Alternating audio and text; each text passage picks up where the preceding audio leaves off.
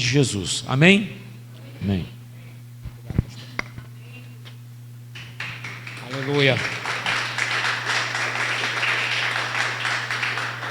Bom dia, irmãos. Paz do Senhor. Amém. Minha esposa ficou em casa com os meninos, não aguentou o rojão da correria, sai tarde, janta tarde, dorme mais tarde ainda, e a gente vem de uma sequência de pressão na saúde familiar, e noites sem dormir, algumas horas sem dormir. Então a gente está bem cansado, mas não desanimados. Amém? Essa é a palavra, irmãos. Cansados, mas não desanimados. Amém, queridos? Sem desistir. A gente costuma dizer lá em Castanhal que a gente morre, mas não corre. A gente costuma dizer isso lá, mesmo, a gente morre, mas não corre. Então estamos aqui. Amém? Amém. Queridos, eu tenho observado algo muito precioso acontecendo aqui no nosso meio. Eu não estive aqui na terça-noite somente, mas nos demais dias nós estivemos por aqui e nós vimos que uma construção acontecendo aqui, uma edificação. Deus começou a trabalhar o caráter, falando bastante sobre o caráter. E a gente nunca sabe quem vai ministrar aqui no retiro, na conferência, tanto lá em Manaus quanto aqui, ninguém nunca sabe. Tanto é que tem gente aqui que foi dito na hora. Já aconteceu isso comigo. E eu disse que os irmãos estão indo no lucro, que o pastor avisa 2 horas antes, 3 horas antes, meia hora antes. Uma vez comigo eu estava sentado como o pastor Elton, assim, ele só olhou para mim, isso é você. Aí eu tive que ir, irmão? Como a gente falou, a gente morre, mas não corre. A gente morre, mas não corre. E eu estava buscando o Senhor em casa e eu gosto de estudar, irmãos. Eu não sou mestre, mas eu gosto de estudar a Bíblia, eu gosto de ler a Bíblia. Eu amo a Escritura, irmãos. Quando eu converti, eu li a Bíblia toda em 6 meses. Eu escrevi 2 cadernos de matéria, de 12 matérias, colocando os versículos que eu achava legal. E desde lá eu sempre amei ler a Escritura. A gente lá na igreja a gente tem um lema: ler a Bíblia toda sempre.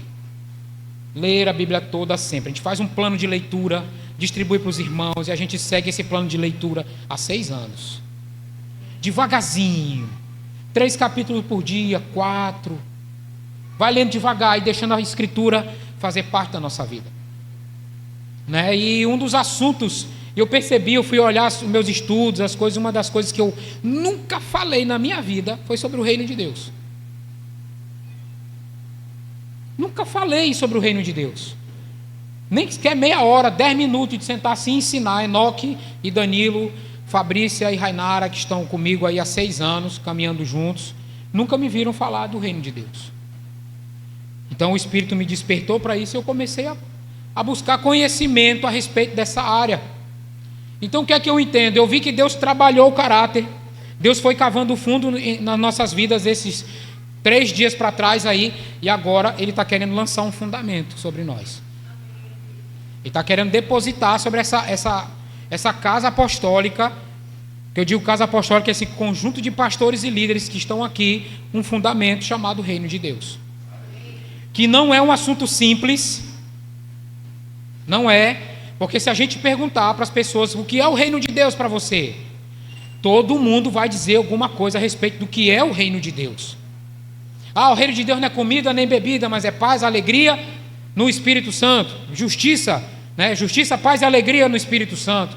O apóstolo Paulo disse que o evangelho dele, o evangelho do reino chegou no meio do povo com poder. Outros vão dizer que o reino de Deus é justiça social, é você sair nas ruas, ajudar os pobres, ajudar os necessitados, pregar o evangelho na rua. É muito complexo, irmãos, é sério. Não é impossível, mas é um assunto um pouco complexo. Por que eu digo isso? Porque a gente fala, eu preciso sair para pregar o evangelho. Também quando você fala de evangelho, ele tem uma gama de coisas que a gente pode imaginar o que é o evangelho. Não imaginar, mas a respeito do que o próprio evangelho diz o que ele é. Ou seja, se nós queremos entender o reino de Deus, nós precisamos olhar para a Escritura e a partir da Escritura desenvolver o reino de Deus, pensar o reino de Deus, cooperar com o reino de Deus. Nós não podemos nos prender com aquilo que eu acho ou com aquilo que eu senti, mas é com aquilo que a Escritura fala. Amém? Então, meu papel aqui essa manhã, hoje, talvez não seja chamar você para vir aqui à frente ao arrependimento, para você derramar suas lágrimas, mas talvez seja tocar no seu entendimento. Talvez seja tipo te deixar um pouco em crise a respeito do que você acredita que é o reino de Deus. Amém? Fique feliz comigo, irmão. Nós estamos construindo algo, nós estamos gerando algo. Isso leva tempo, irmãos. Muito tempo. Então, assim, numa conferência como essa, nessa correria de 5 dias, a gente consegue lançar algumas coisas, consegue gerar fome, gerar sede, gerar curiosidade. Mas, de fato, as coisas desenvolvem quando nós nos sentamos e gastamos tempo com isso. Amém? Então, lá em Castanhal, como que a gente faz? A gente senta e gasta tempo. A gente gasta tempo. Vamos estudar sobre o que é o Evangelho. A gente vai sentar e vai gastar tempo com isso. Vamos estudar sobre o que é profecia. Nós fizemos isso lá. O que é o ministério profético? Vamos lá. Nós fizemos isso durante alguns meses. A gente gasta tempo com isso. Amém? Então vamos lá, pessoal. Sem delongas, abra sua Bíblia em Mateus capítulo 4.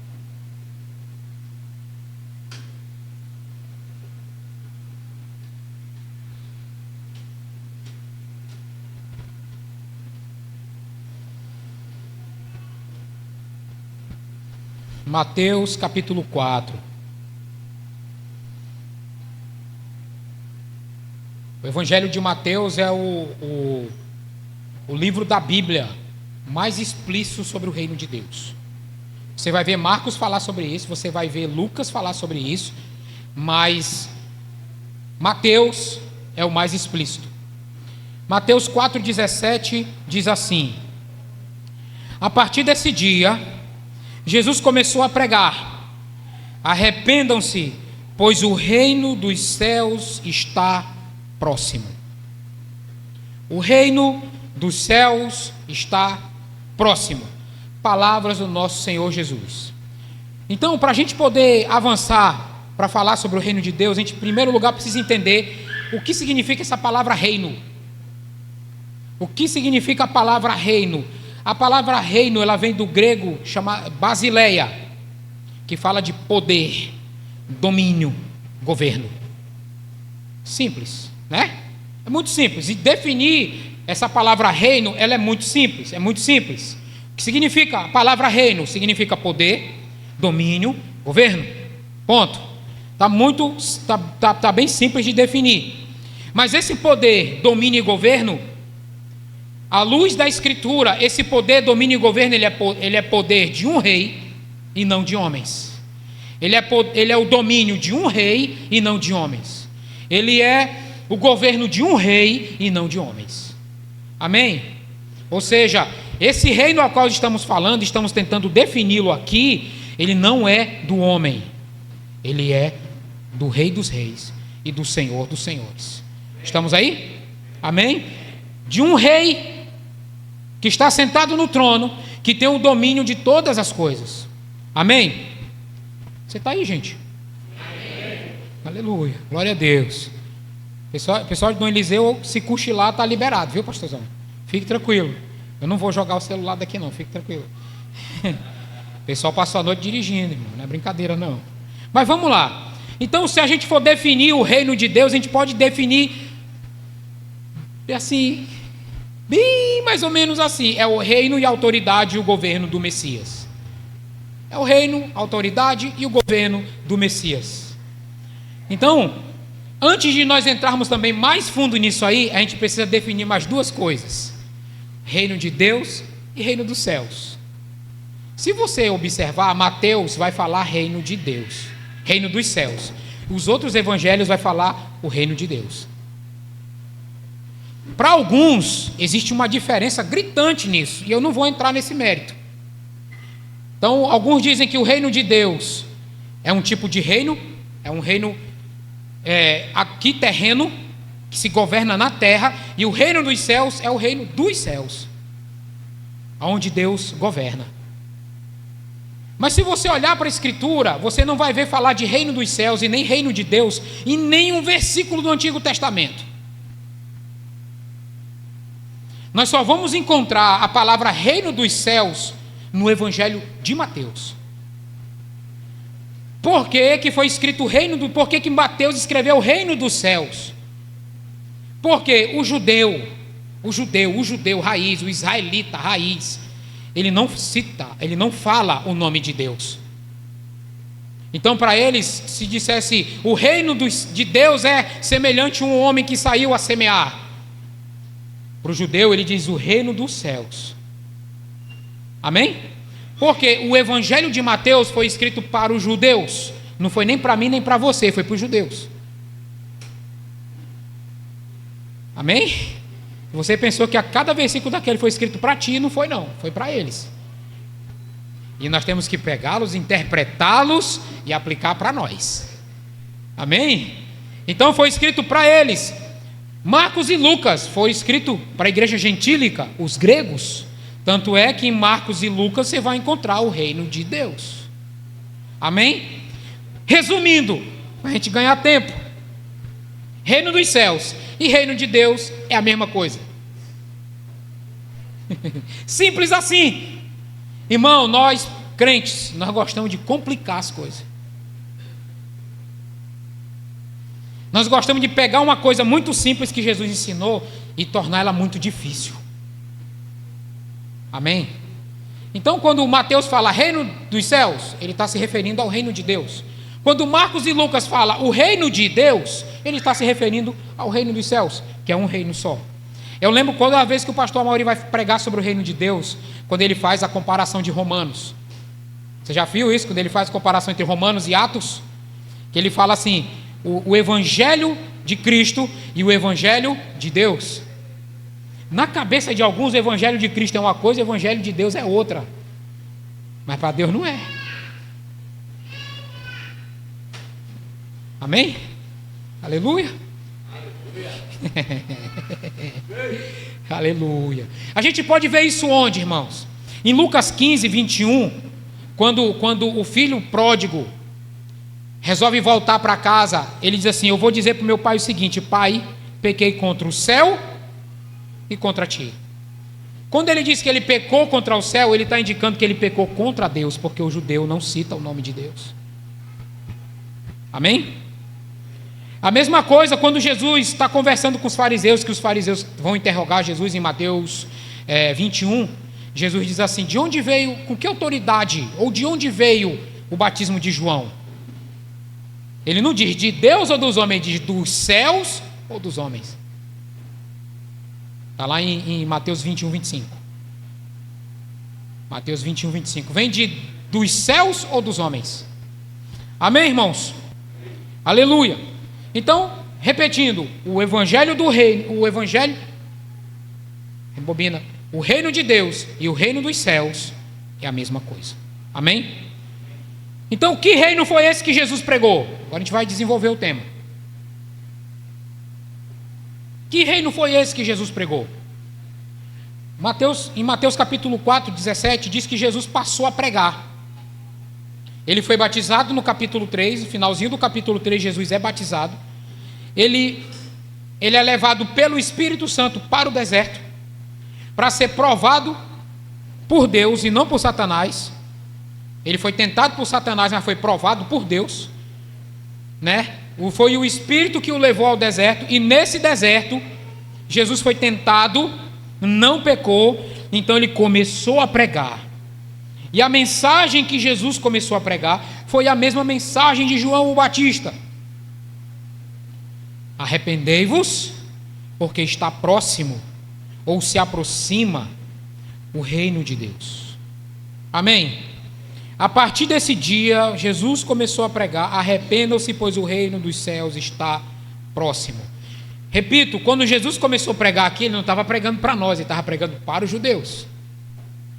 E ele estava dizendo para os judeus que um reino tinha se aproximado. Esse reino estava chegando. Quando diz está próximo, é porque ele se aproxima, ele chega, está chegando. Como o pastor Hélio, quando passou em Castanhal, ele disse: passando por Castanhal, terra de avivamento. Terra de avivamento. Mas isso era um sinal de que ele se aproximava de Belém. Entendeu agora a coisa?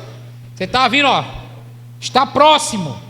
Jesus não estava dizendo que tinha chegado, ele disse que estava próximo. João Batista, com um ministério, alguns costumam dizer que ele teve um ministério de 6 meses, falando: ó, o reino está vindo, o reino está próximo. O reino não tinha chegado, ele estava próximo. Amém?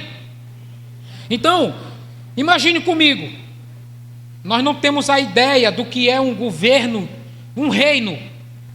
A gente tem ideia do que é um governo ímpio, governando uma nação. Mas nós não podemos comparar a nação de Israel, que já foi uma nação teocrática, com a nação brasileira, que é uma nação supostamente democrática.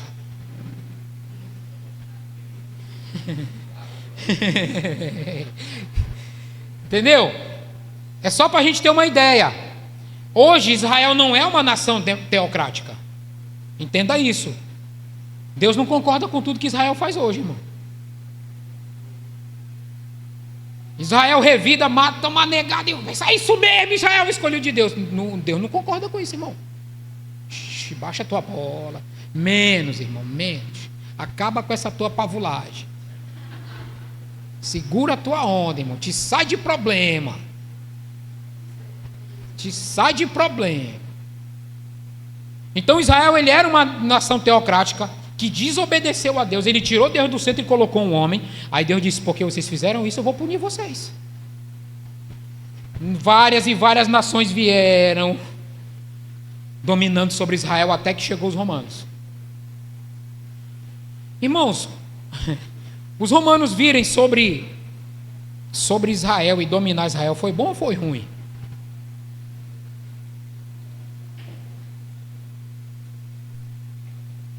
Eu estava me perguntando isso esses dias. Foi ruim ou foi bom, irmão? Gálatas capítulo 4 é muito interessante, que fala, Gálatas 4, acho que 4 e 5 fala isso. Fala que na plenitude dos tempos nasceu o Filho. Na plenitude dos tempos nasceu o Filho. Por que o Filho não nasceu nos dias de Abraão? Por que o Filho não nasceu nos dias de Moisés, no Egito? Por que o Filho não nasceu nos dias dos reis de Israel, no dia dos juízes de Israel, mas ele foi nascer no meio do Império Romano? O Império Romano, irmãos, construiu estradas. O Império Romano construiu escolas. O Império Romano expandiu o seu reino, o reino deles, por toda aquela região. Aí o Filho nasce na plenitude dos tempos. Aí ele prega o evangelho para um punhado de pessoas lá no Oriente Médio, Israel, na região da Galileia, o pior lugar do mundo para se nascer e crescer uma criança naquela época era Galileia. E ali Jesus cresceu, na terra de Zebulon e terra de Naftali, nasceu a luz, o evangelho, Jesus Cristo, o reino de Deus se aproximou. Jesus fala para os discípulos: vocês precisam se espalhar pelo mundo inteiro e fazer discípulos. No seu sermão profético de Mateus 24, no versículo 14, ele diz: e este evangelho do reino será pregado a todas as nações, então virá o fim. Para que o evangelho avançasse, precisava-se de tecnologia. A tecnologia daquele tempo eram estradas, cavalos, carroças, carruagens, navios. E esses homens começaram a atravessar continentes. Você entende isso? Amém? Mas tinha um governo satânico e humano sobre aquela nação, que o imperador se chamava Deus, se julgava como Deus, era chamado de César. Aí surge um cara, depois de sair de dentro de um rio, dizendo: ó, está próximo o reino de Deus. Os judeus sabiam o que estava acontecendo. E os romanos não. Está dando para entender isso, irmão? Sim ou não? Eu estou tentando contextualizar para a gente entrar para o reino de Deus propriamente dito. A gente vai falar de uma coisa do reino de Deus, se a gente se der tempo, é claro. Falar sobre o milênio. Lá de Apocalipse capítulo 20. Vou falar logo para você que eu estou falando a respeito do reino de Deus a partir de uma perspectiva pré-milenista. O que é a perspectiva pré-milenista? Os pré-milenistas não acreditam no arrebatamento secreto. Entendeu? Tipo aquele Deixados para Trás. Já assistiu aquele filme Deixados para Trás? Tá, o cara sai, a roupinha dele cai dobrada. Sou das antigas, pastor. Só não sou mais que o senhor.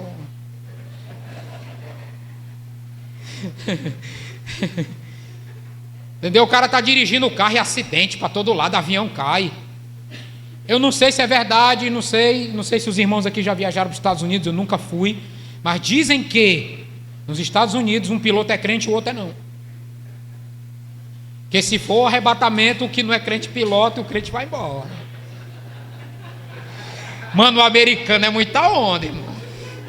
Se isso é verdade, o americano é muita onda. Os caras querem se livrar da punição, irmão.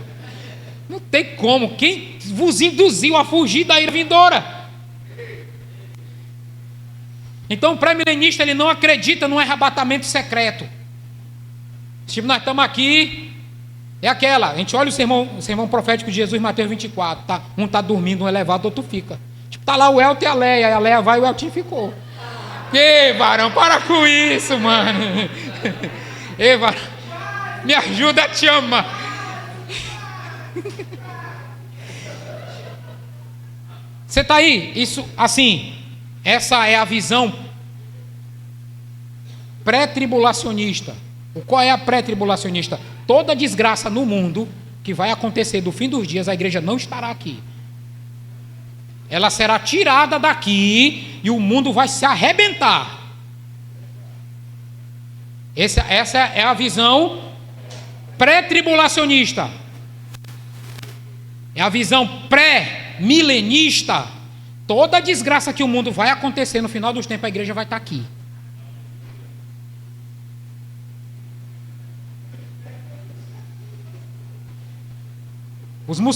Ei, rapaz, parou bem aqui. O Espírito Santo diz: filho, pare. Vai estar perseguição sobre os crentes, a igreja sendo perseguida, a gente sendo presa, a gente sendo morta, crente. E a igreja vai estar aqui. Então eu estou falando com vocês a partir dessa perspectiva. O pau vai estar quebrando, a gente vai estar estilo Mad Max na terra. Vocês já viram aquele filme Mad Max? A gente vai estar mais ou menos assim. Eu e Danilo pastorei a igreja lá comigo em Castanhal. Tem um Opala azul ali para cima. Vocês já viram o Opalão? A gente já olha, o meu filho viu, pai, Mad Max. É mais ou menos assim. Amém, irmãos? Então, se você acredita diferente, Deus te abençoe. Nós continuamos sendo um em Cristo por causa disso. Mas eu vou falar a partir dessa perspectiva. Para falar das outras perspectivas, nós precisamos de muito tempo para isso. Amém? E não estou para dizer aqui, essa é a certa, essa é a errada. Porque isso não existe no reino de Deus. Amém? Olha, essa daqui é a certa, essa daqui é a errada. Tu vai e tu fica. É igual a história da salvação. Perde ou não perde. Né, Galo? Perdeu, ganhou. Aquele irmão que fica naquela tribulação. Não, perdeu, ganhou. Ganhou, perdeu.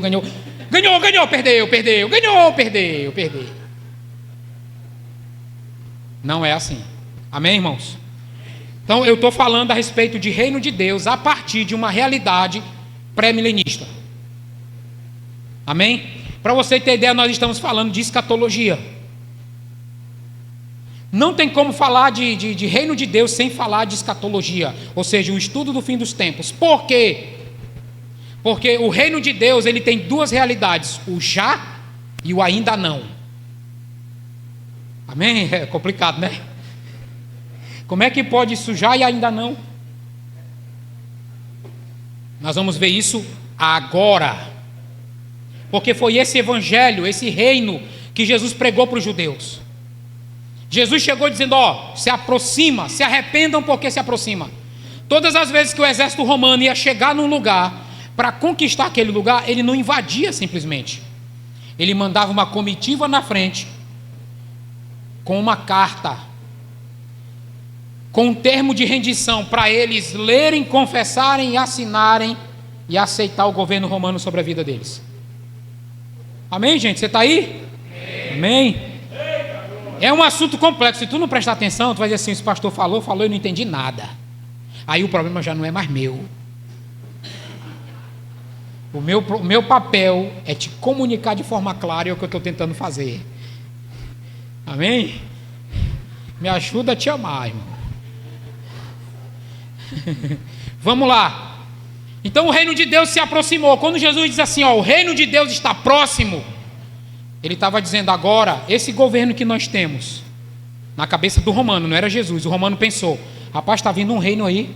Estão dizendo que um rei judeu nasceu. Esses caras vão querer tomar o negócio de nós?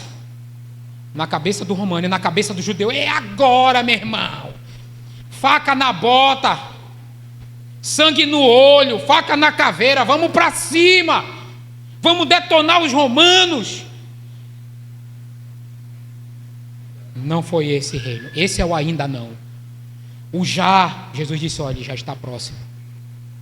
Esse é o já do reino de Deus. Nosso erro é pensar que o já do reino de Deus é a igreja governando tudo. A igreja tem que ter os domínios e não tem o que. Aí tu olha assim, rapaz, dominar o que, irmão? A igreja quer dominar o que na sociedade? Ela não consegue dominar nem ela mesma.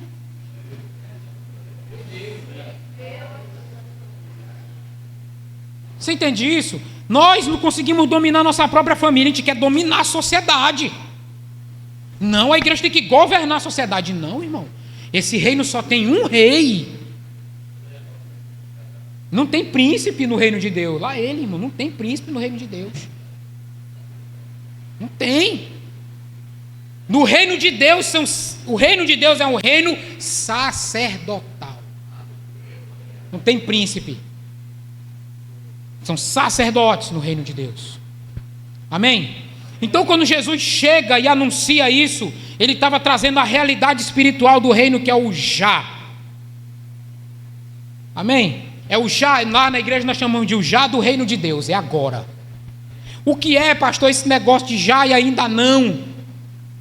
Jesus, ele anunciou que a sua soberania, a soberania do Pai, se manifestaria de uma forma diferente.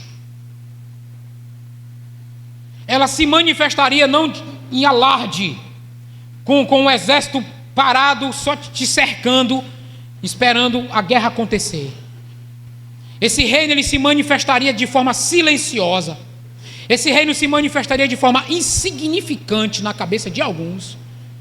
Esse reino, ele se manifestaria de forma oculta. Como que se manifesta de forma oculta, pastor? Dentro do homem. Dentro do homem. Jesus deixou esses sinais acontecerem. Um sinal aqui, o outro ali, um sinal aqui e o outro ali. Amém? Então foi esse reino, que é já e ainda não, que Jesus anunciou. É um reino que nós recebemos. É um reino que nós precisamos nascer de novo para poder acessá-lo. A conversa de Jesus com Nicodemos é muito importante. Em João capítulo 3, Jesus fala para o Nicodemos que se você não nascer da água e do Espírito, você não pode ver o reino de Deus. Aí Jesus vai seguindo a conversa, versículos depois, Jesus fala para o Nicodemos: se você não nascer da água e do Espírito, você não pode entrar no reino de Deus. Ou seja, somente aqueles que nasceram de novo. O novo homem, ele é habilitado por Deus para acessar esse reino. O velho homem não. O que a gente consegue fazer com o velho homem? A gente consegue adestrar o velho homem. Lá em Antioquia a gente ensina que o velho homem é como se fosse um pitbull. Tu pega ele pequenininho e tu cuida dele, tu dá comida para ele, tu ensina ele, senta, deita, vai, volta. Eu tinha um pitbull e a única pessoa que ele ouvia dentro de casa na hora de mandar ele para a casinha dele do cachorro era eu. Ninguém mais ele queria ouvir. Aí eu chamei os meninos, Joaquim e Manuel, meus filhos, e comecei a ensinar. Fala para ele ir. Eu ficava ali junto. Vai para a casinha, Ragnar. E ele ficava olhando para eles. Aquela carona de pitbull, né? Vai para a casinha, Ragnar. Vai para a casinha, Ragnar. E eles olhando, e ele olhando. Aí eu, vamos comigo. Fala para ele que eu vou andando aqui. Casinha, Ragnar. Eu fui andando e o cachorro ia atrás de mim. Aí eu entrava na casinha e ele entrava. E até que o cachorro começou a obedecer a eles. O crente, tem muita gente que se acha crente hoje, frequenta a nossa igreja, mas é o velho homem como um pitbullzão adestrado. Fala como crente, se veste como crente, vive como crente, mas a natureza ainda é mordedora, maligna. No reino de Deus, quando Jesus fala para os discípulos assim: se a vossa justiça não exceder e muito a dos escribas e fariseus, vocês não são meus discípulos. De que justiça Jesus estava falando? Que deveria exceder. Aí se a gente olhar para os fariseus, qual era a justiça dos fariseus? Eles oravam 3 vezes ao dia.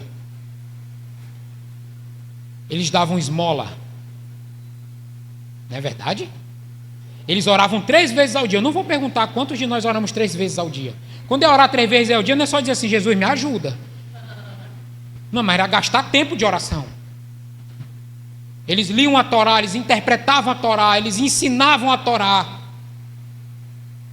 Isso era o fariseu, essa era a justiça do fariseu. Qual era a justiça do fariseu que Jesus comparou? Mateus capítulo 6, Jesus diz: quando você for dar esmola,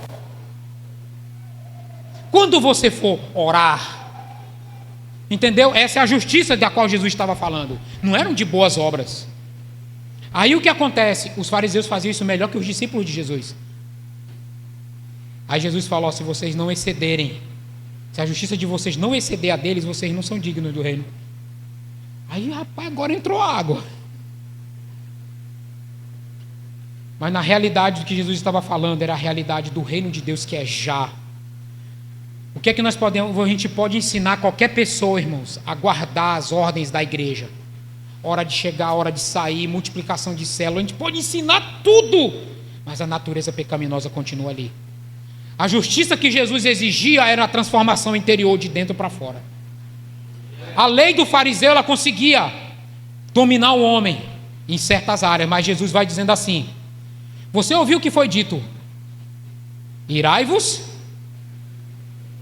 e não pequeis, não é isso? Aí Jesus diz assim no Sermão do Monte: mas eu, porém, vos digo, todo aquele que se irá contra o seu irmão, já pecou. A religião, ela consegue nos adestrar e não deixar que o sol se ponha sobre a nossa ira. Ela nos ensina isso, a gente consegue. Mas a realidade do já, do reino de Deus, ela nos ensina a não nos irarmos contra o nosso irmão. Caramba, meu irmão. Entendeu agora? É essa justiça que a gente precisa exceder. Né?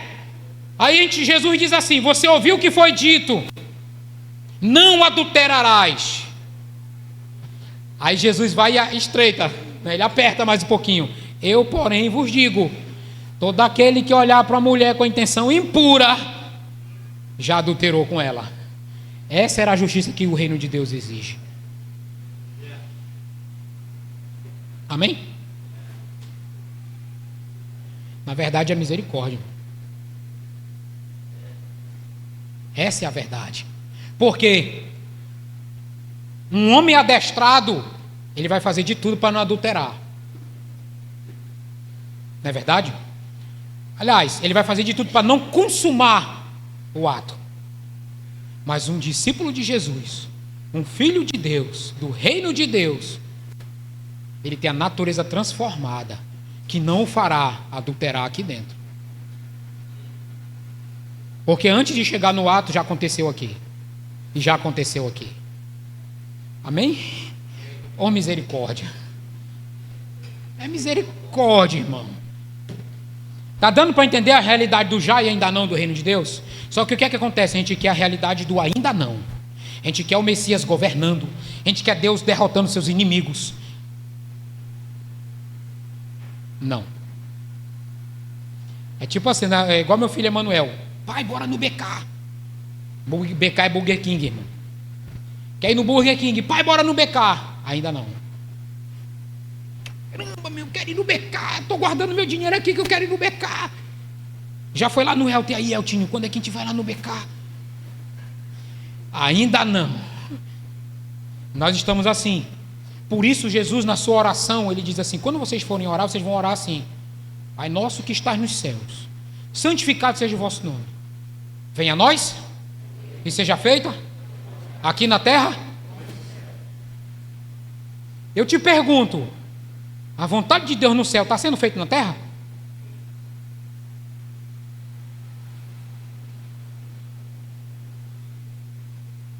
Já e ainda não.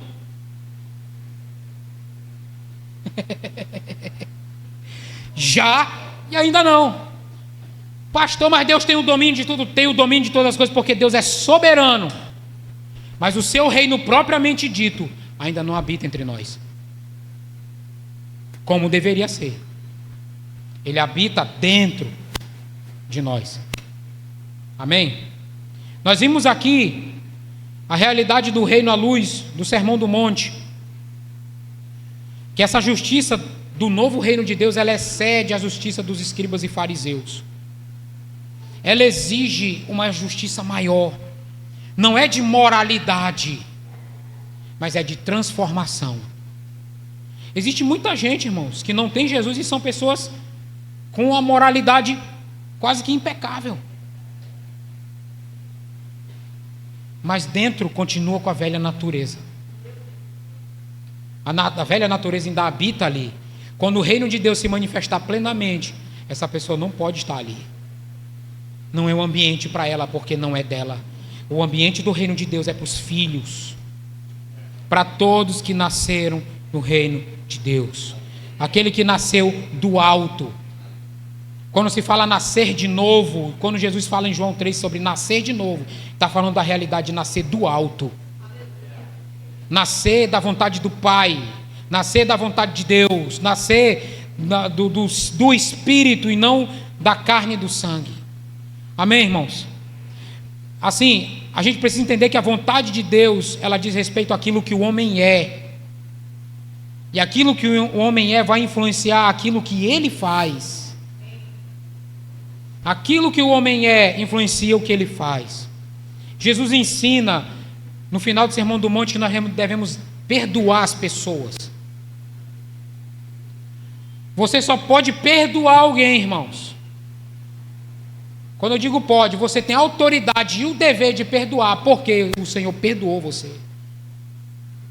Quando a gente tem a dificuldade de perdoar alguém, na realidade a gente está tendo também dificuldade de aceitar o perdão de Deus. E além disso, nós estamos com dificuldade de reconhecer o quão pecador nós somos.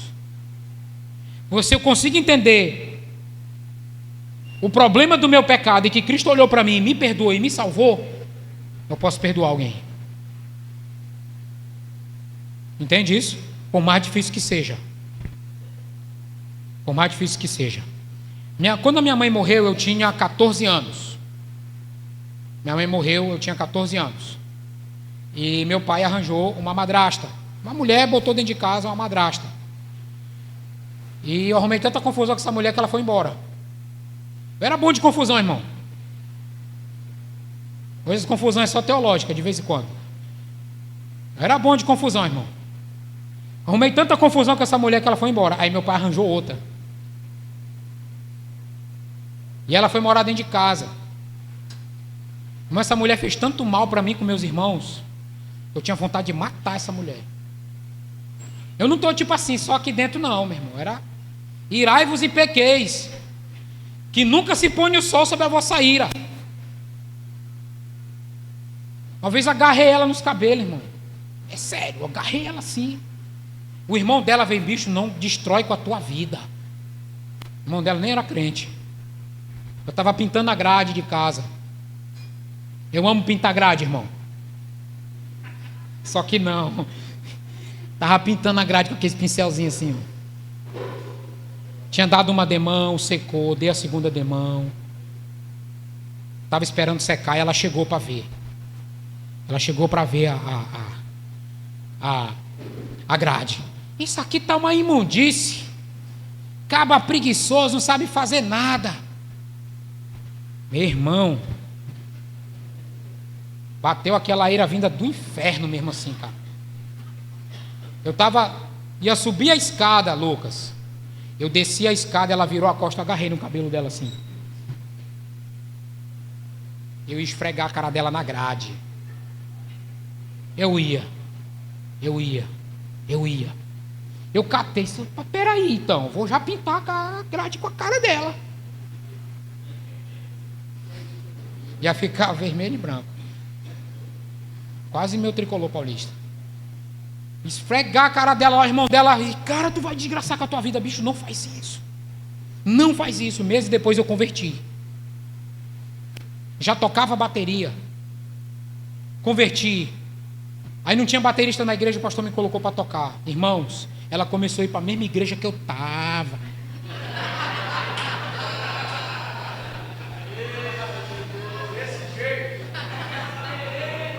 Pega essa merenda.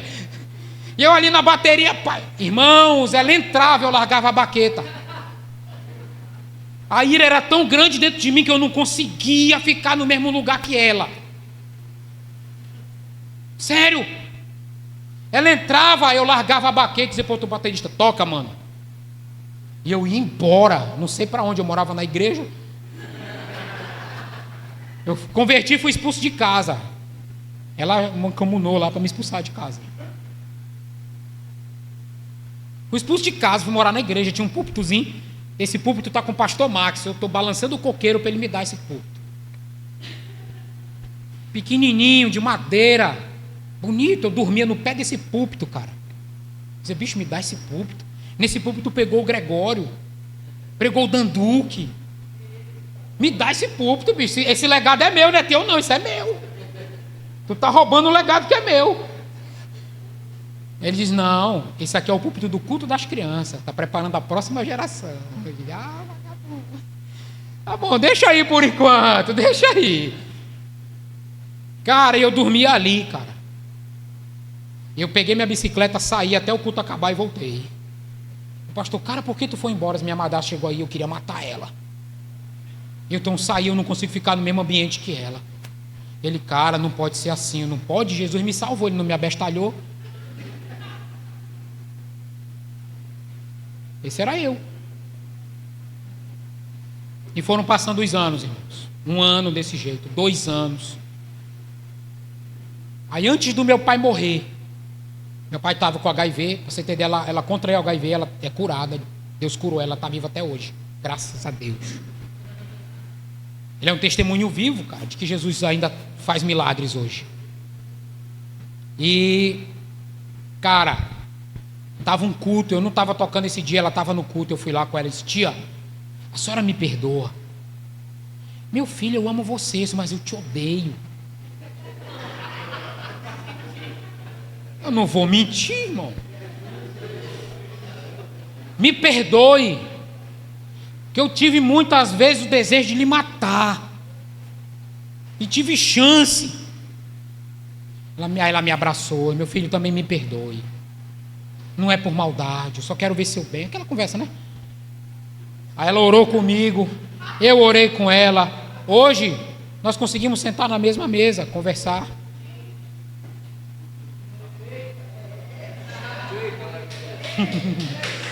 Chama! Amém, irmãos? Onde que eu quero chegar com isso? Nós estamos muitas das vezes congregando como eu estava. A gente está adestrado. Eu me sentia como meu pitbull, vai para a casinha. Eu ia ficar guardado na casinha para não fazer nada com aquela mulher. Sério, irmão. Hoje eu falo isso rindo, mas antes eu nem conseguia falar sobre isso. Eu acho que eu falei isso com a igreja que eu pastoreio 2 vezes no máximo. Eu não conseguia falar disso, que me dava raiva. Só de eu lembrar. Só de eu lembrar me dava raiva. Muita raiva. Hoje não, graças a Deus. O Senhor tem trabalhado. Porque esse é o fato, a realidade do já do reino de Deus é a realidade que nos transforma dia após dia. Nosso problema é com o imediatismo. Nós vemos essa realidade do já e ainda não do reino de Deus nas parábolas de Jesus. Vamos lá para Mateus 13. Eu não sei nem que horas são, gente.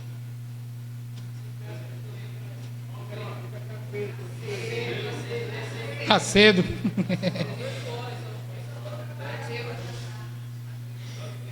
Mateus 13. Vamos falar do reino de Deus nas parábolas. Porque as parábolas do reino de Deus, as parábolas de Jesus, elas estão diretamente ligadas ao reino de Deus. Nessa realidade de já e ainda não. Nós vamos ver o Jesus pegando essas palavras tão simples para nos ensinar sobre já e ainda não. Amém? Vamos lá. Deixa aberto aí Mateus 13. O reino de Deus e o sermão do monte, eles caminham juntos. Por quê? O sermão do monte, ele é a constituição do reino de Deus, nada além disso. Todo discípulo, todo filho de Deus que faz parte do reino de Deus, ele é alguém que pratica o sermão do monte. Ele vive o sermão do monte. O sermão do monte está lá em Mateus 5, 6 e 7. Amém? Mateus 5, 6 e 7 fala da realidade, da constituição do reino de Deus. Amém? Como eu disse, é vasto, leva muito tempo a gente falar disso. Eu comecei a falar com os irmãos lá na igreja sobre o sermão do monte. A gente tem um período que a gente passa junto 3 dias lá como igreja, chamado discipulado coletivo. Aí a gente chegou na parte do sermão do monte. 3 dias falando sobre as bem-aventuranças. 3 dias ali destrinchando as bem-aventuranças. Então, tudo que a gente fala na igreja, a gente gasta bastante tempo com isso. Pelo menos a gente tenta. Então, as parábolas é da mesma forma. Só que aí as parábolas, Jesus vai usar as parábolas para falar, para especificar, para esclarecer para mim e para você essa realidade do reino de Deus, de já e ainda não. Amém? Mateus 13, parábola do semeador, primeira parábola. A parábola do semeador. Nós vamos ler 2 parábolas, a do semeador e a do joio. Mateus 13, 1. Naquele mesmo dia, Jesus saiu de casa e sentou-se às margens do lago. Ao seu redor reuniu-se uma grande multidão, de modo que ele entrou em um barco e sentou-se nele. Ao povo reunido na praia, Jesus falou muitas coisas por parábolas, dizendo: o semeador saiu a semear. Enquanto ele semeava, uma parte caiu à beira do caminho, e as aves vieram e a comeram. Outra parte caiu em terreno pedregoso, onde não havia muita terra, e logo brotou, porque a terra não era profunda. Mas, quando saiu o sol, a planta se queimou e secou porque não tinha raiz. Outra parte caiu entre os espinhos, que cresceram e sufocaram a planta. Outra ainda caiu em boa terra e deu boa colheita, de modo que produziu 100, 60 e 30 vezes mais. Aquele que tem ouvidos, ouça. Bora para a parábola do joio agora. Versículo 24. Jesus lhes contou outra parábola dizendo: o reino dos céus é como um homem que semeou boa semente no seu campo. Mas enquanto todos dormiam, veio o seu inimigo e semeou o joio no meio do trigo e se foi. Quando o trigo brotou e formou espigas, o joio também apareceu. Os servos do dono do campo dirigiram-se a ele e disseram: o Senhor não semeou boa semente no seu campo? Então de onde veio o joio? Um inimigo fez isso, respondeu ele. Os servos lhe perguntaram: o Senhor quer que o arranquemos? Ele respondeu: não, porque ao arrancar o joio, vocês poderiam arrancar com ele o trigo. Deixem que cresçam juntos até a colheita.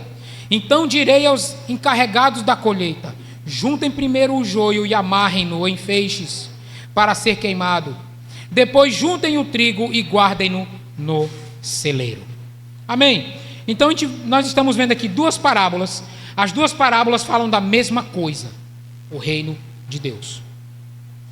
Então, na parábola do semeador, a gente observa uma coisa muito interessante, que nem sempre, como nós imaginamos, o reino de Deus vai ter um sucesso imediato.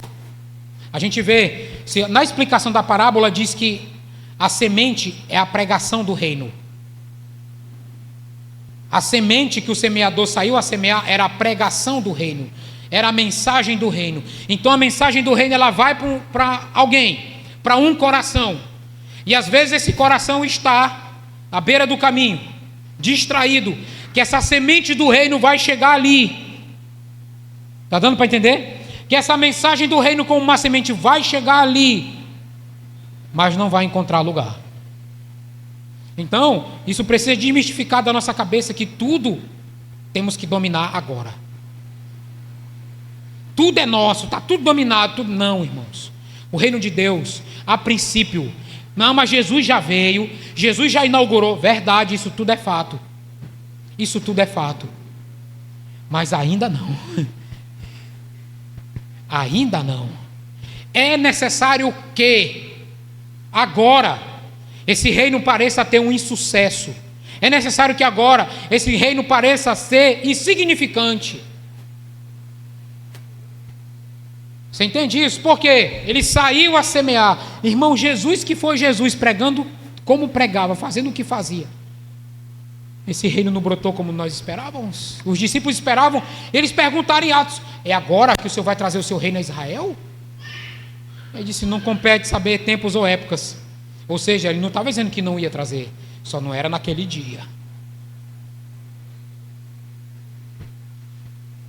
A gente é imediatista. Está tendo um avivamento do norte. E agora? Como é que a gente faz? O norte do Brasil está acontecendo algo, um avivamento. E agora? A gente olha assim e a criminalidade aumenta.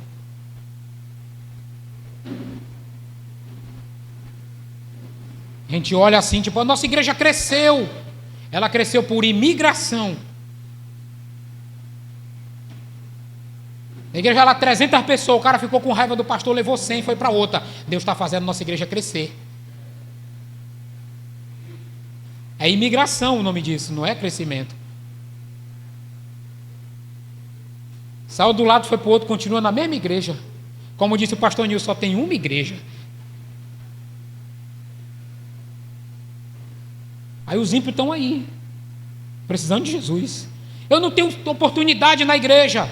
Tenha nas ruas, tenha nos hospitais, tenha com seu vizinho, tenha com a sua vizinha. Irmãos, o microfone é para poucos. Não porque eles são melhores, porque Deus quis assim, irmãos. Você acha que cada homem que subiu aqui queria ter microfone agora para estar falando? Ninguém, irmão. Ninguém, a gente quer estar sentado ouvindo. Eu fiquei 2 meses sem pregar lá na igreja. Olha o Danilo com os meninos lá, se vira aí, irmão.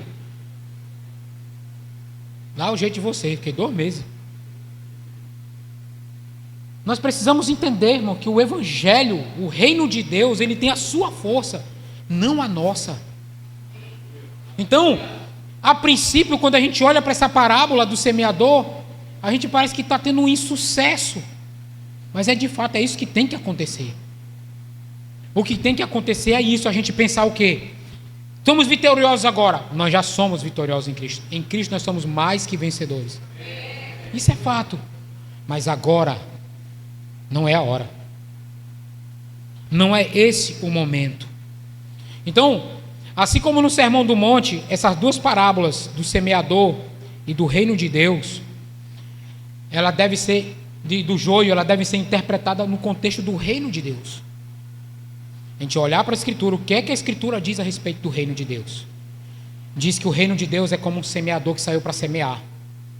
E que muitas dessas sementes, ela caiu em lugar que ela não frutificou, mas teve um que ela alcançou. Deu para entender agora? Foram 4 sementes, à beira do caminho, entre os espinhos, nas pedras, em solo bom. 4. 1 frutificou. Como é que tu quer que achar que agora vai ser o pipoco do trovão? Estamos pregando aqui agora o pipoco do trovão. Tu está pregando com todo o teu gás. Um irmão entendeu. Aí tu fica, poxa, é que esse povo não entende. Claro, um entendeu. É a semente. Que ela caiu num coração preparado para ela. E ela vai frutificar. Nosso problema é imediatismo. Tu olha para a rede social, irmão, olhar a igreja para a rede social é muito fácil. É só o culto, vai para o dia a dia. Aquele irmão que estava lá com a mão levantada e tinha acabado de dar 2 tabefes na mulher dele em casa.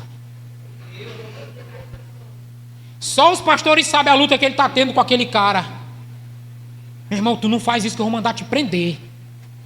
Antes de te prender, nós vamos te dar uma surra. Aí nós vamos te prender. O que foi isso? Ele caiu da escada.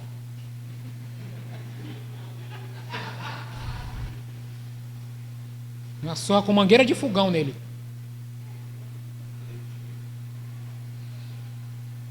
Quem dispensa é o exército, irmão. Né? Quem tem dó é violão. Pisou na bola, a gente vai quebrar, irmão. Aí o cara tá lá, adorando a Deus. Aí tu diz, eu quero ser dessa igreja. Olha esse irmão como ele é uma bênção. Uma bênção.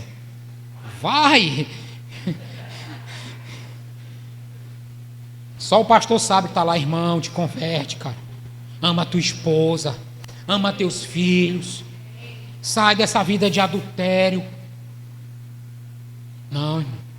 A vida da igreja é maior do que isso aqui, ó. Isso aqui é só o ajuntamento das brasas. Mas para manter ela acesa lá que é o negócio.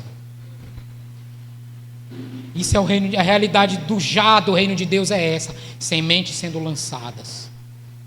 E parece um insucesso. Nós estamos há 6 anos, irmãos, como uma congregação, que mais saiu gente do que chegou.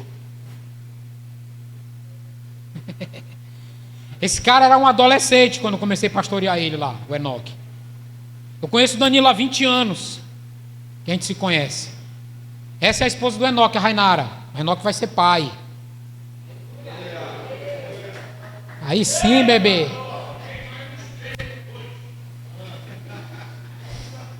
Haja celular, meu irmão. Olha, quebre seu celular e procure ele, viu? Para consertar para você. Pode quebrar, jogue no chão que ele conserta. Mas tem que pagar, viu? Começamos numa mesa, na sala de casa, 7 adolescentes. Aí a gente vai olhando assim, cara, e diz, meu Deus, essa igreja não cresce. Não tem resultado. Aí eu já conversei 1 milhão de vezes com ele. Bicho, o que é que está acontecendo, rapaz? Cadê o povo? Aí de repente chega um irmão assim, pastor, o senhor está fora do propósito, eu vou sair dessa igreja. Aí eu fico, cara, que propósito que eu estou fora, irmão. E foi embora, pai. Aí o outro, cara, nessa igreja não tem família, só tinha a minha. Só tinha a minha, essa igreja não tem família, eu preciso de família para cuidar da minha família. Aí o cara foi embora.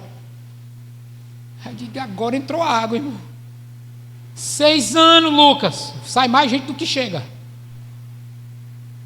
Pessoal, pastor, eu quero congregar com o senhor. Aí eu olho assim, o pastor tem uma cara muito amigável, né? Vem ver, irmão. Eu quero congregar. Não, vem ver, senta aqui, vem ouvir as pregações, deixa a gente visitar a tua casa, vem visitar a nossa. Veio um cara de Porto Velho. O cara veio num up de Porto Velho para Castanhal, num up. Diga lá, num up. Porto Velho para Castanhal. É chão, menino. Ele via a nossa igreja pelo Instagram e falou para o pastor Danilo, quero congregar com vocês. Ele foi para uma igreja caseira nossa. Uma. A mulher dele sentou com a minha. Ela disse, aí, mãe, vocês sabem, minha esposa, cara, é um amor de pessoa. Nós somos opostos. Todo mundo quer estar perto dela. Todo mundo quer sentar, ela senta ali, vai todo mundo para lá, eu me sento aqui, ninguém chega.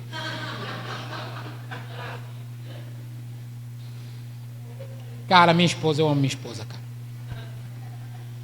Né? E ela sentou lá com a minha esposa e começou a conversar, e ela, porque eu não gosto dessas igrejas que as pessoas entram na vida do outro. Eu gosto de chegar no meu lugar, sento, fico lá, vou-me embora. Aí a Paula olhou para ela assim, então aqui não é o seu lugar. Porque aqui a gente entra na vida dos irmãos. A gente chega junto na vida dos irmãos. Pergunta para as meninas o que ela faz lá. Só sentar com a Fabrícia e com a Rainara depois. O que a pastora Paula fazia com vocês lá? O discipulado dela é na cozinha. Bora para cá. Leva para a cozinha e ensina a cozinhar. Entendeu? Solteiros aí, quer arranjar uma esposa para casar, vai lá para Antioquia. Senta lá com a gente 10 minutos, conversar com a gente. A futura esposa de vocês está por lá, talvez esteja por lá. A mulher de Deus, crente. A Raquel falou assim: eu queria 2 dessas aqui em casa. As meninas lá estão sendo ensinadas, irmão. Na luta. Isso é vida de igreja. Essa é a realidade do reino de Deus, que a gente quer que seja de repente. Eu disse, rapaz, agora que eu vou pastorear a igreja, não, vamos botar para rachar, meu irmão. Vamos fazer escola de missões, evangelismo, isso e aquilo. E Deus começou a moer a gente. Deus começou a moer, ainda não parou. O moedor está mais fino. É moedor de café expresso, é bem fininho, pastor Hélio. Bem fininho, agora está apertando, não é pouco não. Antes apertava só eu, agora começou a apertar uns 2 ou 3 lá da congregação. Está entendendo? Aí começa a apertar. Vai lançando a semente. Aí eu estou vendo Enoque servir aqui. Danilo vai ser consagrado pastor sábado. Aleluia. A gente olha assim, mas a semente está dando o seu fruto. A semente está dando o seu fruto. Na minha mente, no reino de Deus, era para estar papocando, porque o reino de Deus era para estar grande, era para estar gigante, não era para caber mais aqui. O prédio lá que a gente congrega dá daqui lá na porta, daquela porta lá, que é essa portinha aqui, ó, dessa mesma largura aqui, daqui para cá. Aí tem 3 crianças super comportadas, 3 pequenininhos. Não tem salinha de criança. Então o barulho que esse menino estava fazendo aqui ontem não me incomodou. O que me incomoda são os adultos. Não são as crianças. São os adultos que me incomodam. Porque criança é criança, irmão. Realidade do reino de Deus. A parábola do joio é muito interessante. Que Jesus ele vai ensinando assim, ó. Que ele saiu a semear. Ele estava semeando. Vem a parábola do semeador, ele continuou semeando no joio. Foi lá.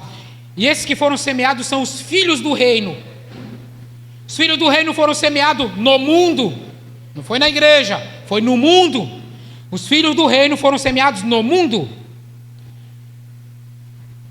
O semeador dorme junto com os filhos do reino semeados no mundo e vê o inimigo e semeia o joio no meio do trigo. Quando é de manhã, numa realidade espiritual, isso, cresce tudo. E ele chega, ei, cresceu. Olha aí, o trigo cresceu, mas cresceu o joio no meio. Vamos arrancar? Vamos arrancar o joio? O dono da colheita disse, não. Deixa ele crescer aí. Os filhos do reino, a sua igreja, estão plantados aonde? No mundo. O joio está crescendo no mundo, não é na igreja, viu? Não é na igreja. O joio cresce no mundo, não é na igreja. A parábola fala de mundo, não fala de igreja. Amém? Foi lá no mundo. Aí o que acontece? Bora arrancar? Ele disse não. Deixa para a colheita. Nós estamos falando de realidade escatológica, irmão. Fim dos dias. Deixa para o fim, porque os anjos, o Senhor Jesus, com seus anjos, vai arrancar. Deixa que Ele vai fazer isso. A igreja está semeada em um mundo corrompido, cheio de joio. Não somos nós que temos que ir lá e julgá-los. Não somos nós que devemos tentar derrubá-los. Não é nosso papel fazer isso. É no último dia. Enquanto isso, nós vamos crescer juntos. É ruim de ouvir isso, irmão. Nós estamos vendo a maldade no mundo. Nós não acabamos com a maldade do mundo. Quem vai acabar com a maldade do mundo é Cristo quando vier. A igreja prega o evangelho. A igreja prega o evangelho. A igreja não usa aquela frase que dizem que supostamente é de Agostinho. Pregue o evangelho, se possível, use palavras. Esse camarada aí tomou o santo daime quando inventou isso, irmão. Te falando, cara, que isso, o Agostinho nunca disse isso. Deve ter sido o Agostinho Carrara. Acho que ele falou isso, mas o Agostinho, pai da igreja, não. O próprio Jesus disse: pregue o evangelho. Eu prego com a minha vida.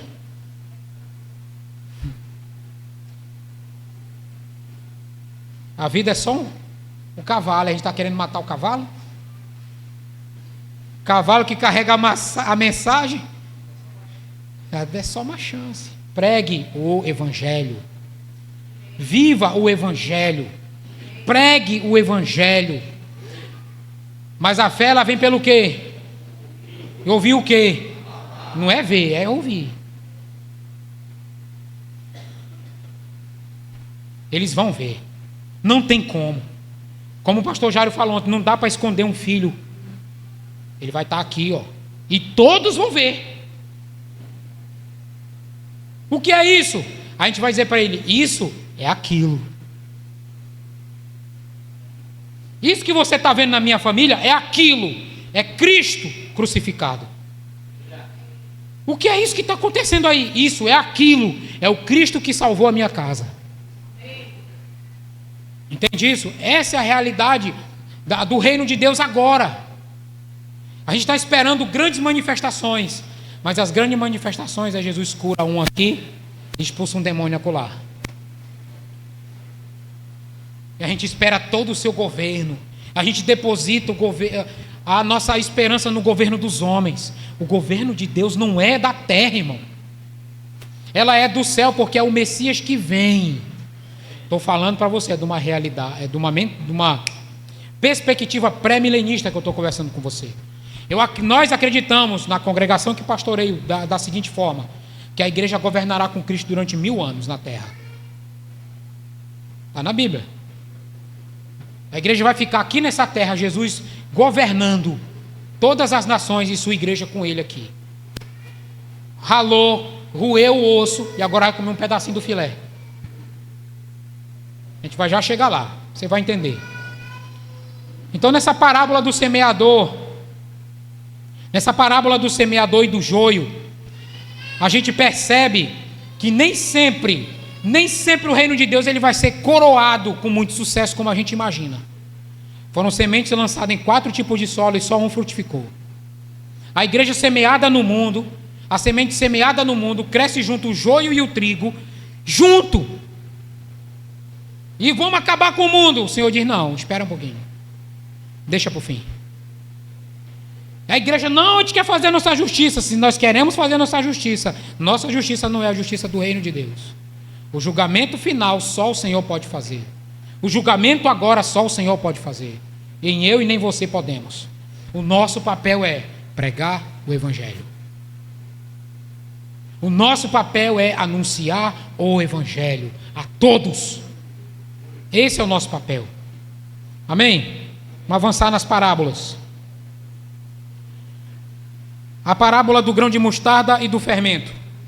Jesus contou-lhes outra parábola, versículo 31.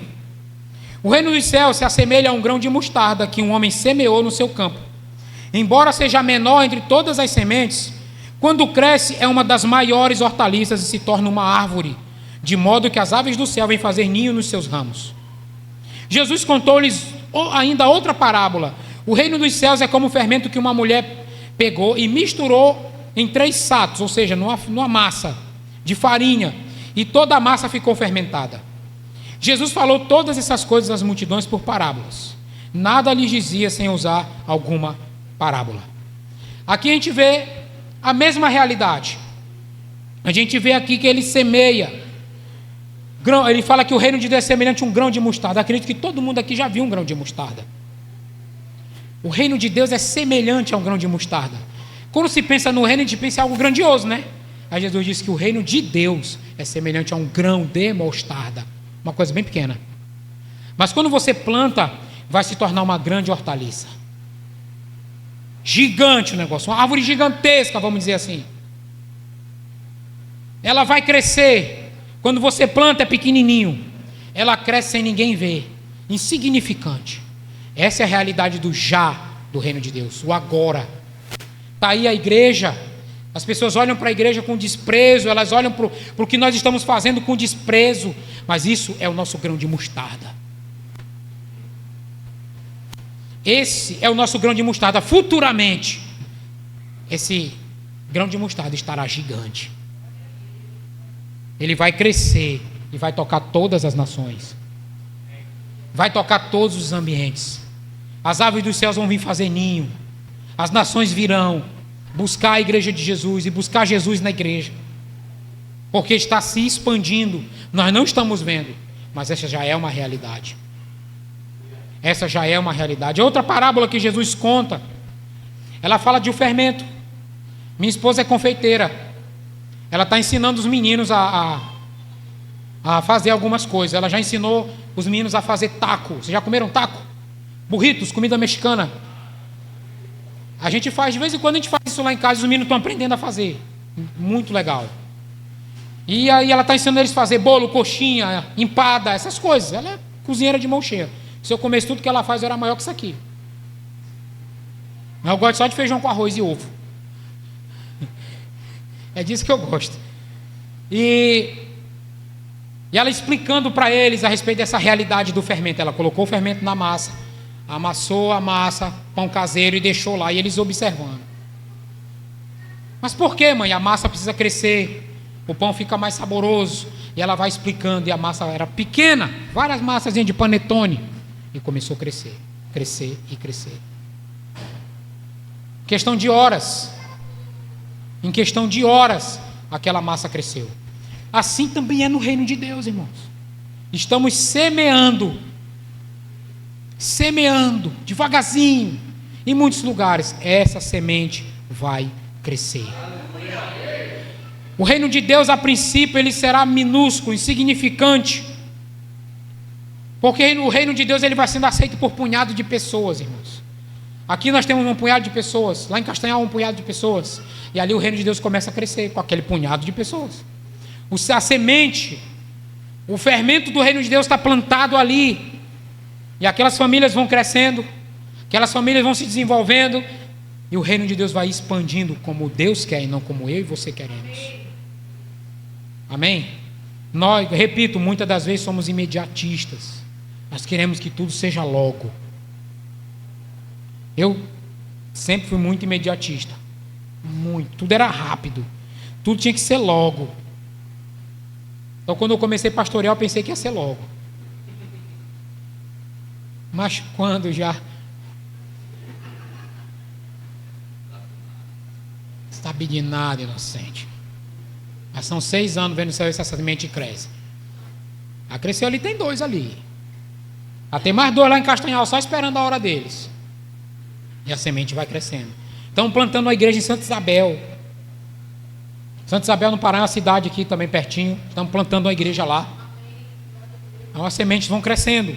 Inclusive ore pelo casal que vão ser pastores lá. O Arthur, a maioria dos irmãos aqui sabe, o Arthur está com câncer, está lutando contra o câncer. Tem 32 anos, casado. E nós cremos que o Senhor vai tirar ele disso. Nós cremos nisso. E ele vai pastorear uma igreja poderosa naquela cidade. Amém? Vamos seguir para mais parábolas aqui, para a gente terminar. As próximas parábolas são a parábola do tesouro escondido e a parábola da pérola de grande valor. Acho que o André falou sobre isso aqui. Então, o reino dos céus, versículo 44. O reino dos céus é como um tesouro escondido em um campo.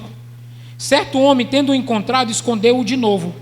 E então, cheio de alegria, foi, vendeu tudo o que tinha e comprou aquele campo. O reino dos céus também é como um negociante que procura pérolas preciosas. Encontrando uma pérola de grande valor, foi, vendeu tudo o que tinha e a comprou. Então, essa parábola, ela fala do reino de Deus. Então, nós encontramos o reino, devemos entender que esse reino é de grande valor. Esse reino vai nos custar tudo. Quando esse homem encontrou o reino, vamos passar para a parte aplicável das parábolas. Quando ele encontrou o reino, ele vendeu tudo o que tinha, comprou aquele campo e ficou com o reino para ele. Tinha uma pérola preciosa, uma pedra preciosa. Tinha um tesouro naquele campo. Ele vendeu tudo o que tinha e ficou com aquele tesouro. Tinha uma pérola e ele negociou. Ele trabalhou. Ele se esforçou. Reino de Deus e salvação são coisas diferentes. Muitas das vezes a gente quer trabalhar para obter a nossa salvação. Salvação Jesus nos deu. O reino de Deus, para nós cooperarmos com o Pai, no reino de Deus, o reino virá. O reino virá. E o Senhor nos convocará para cooperar com Ele naquilo que Ele está fazendo. E para nós cooperarmos com Ele naquilo que Ele está fazendo, nós precisamos nos esforçar agora. Nós precisamos nos esforçar agora. Porque nós já estamos cooperando com o Pai agora? Sim. Mas algo muito maior está vindo. Ele precisará de pessoas para cooperar com Ele nisso. Amém? Então, quando encontramos o reino, vai nos custar tudo. O reino nos custa tudo. A última parábola é a da rede, que ele também vai falar de juízo nisso aqui. O reino dos céus é ainda como uma rede que é lançada ao mar e apanha toda sorte de peixes. Quando está cheia, os pescadores a puxam para a praia. Então sentam-se e juntam os peixes bons em cestos, mas jogam fora os ruins. Assim acontecerá no fim desta era. Os anjos virão, separarão os perversos dos justos e os lançarão na fornalha ardente, onde haverá choro e ranger de dentes. Então essa é aqui ele fala de duas realidades. Continua falando de duas realidades, o já e o ainda não. O julgamento da terra, o julgamento dos ímpios, o que vai acontecer nos fins dos tempos é papel de Cristo fazer isso. Não é nem meu e nem seu, nem agora e nem no futuro. É Jesus que vai fazer isso. Então, essa parábola da rede, ela nos ensina a separação final entre bons e maus, filhos do reino e filhos do maligno. Parábola do joio e parábola da rede são semelhantes. A parábola do semeador, do grão de mostarda, e a parábola do fermento são semelhantes, para explicar as duas realidades, do já e ainda não do reino de Deus. Então nós, pastor, o que estamos fazendo é vão? Claro que não. Nós estamos cooperando agora com o Senhor. Nós estamos cooperando agora com aquilo que Ele já começou a fazer há 2000 anos atrás, quando Ele começou a dizer: arrependei-vos, porque está próximo o reino de Deus. Existe uma realidade do reino de Deus no nosso meio? Sim. Que realidade é essa? Onde os pecadores estão sendo salvos, onde os enfermos são curados, onde os endemoniados são libertos, onde famílias são restauradas. É uma realidade que na nossa mente muitas das vezes pode parecer insignificante, mas é a semente que foi plantada, é a pitada de fermento que foi depositada naquela massa que está acontecendo agora. Mas uma realidade futura, que muitas das vezes nós queremos acessá-la agora, só vai acontecer na segunda vinda de Cristo. Assim como Cristo tem duas vindas, o reino de Deus tem duas manifestações. Jesus veio a primeira vez, anunciou a nossa salvação, pregou sobre salvação, e agora quando Ele vier, Ele vem como um reto juiz. Ele veio como um cordeiro. A gente costuma cantar e falar isso, né?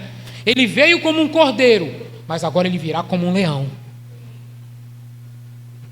Ele está voltando, nós sabemos disso. Ele veio como um cordeiro para morrer, e agora Ele virá como um leão para guerrear.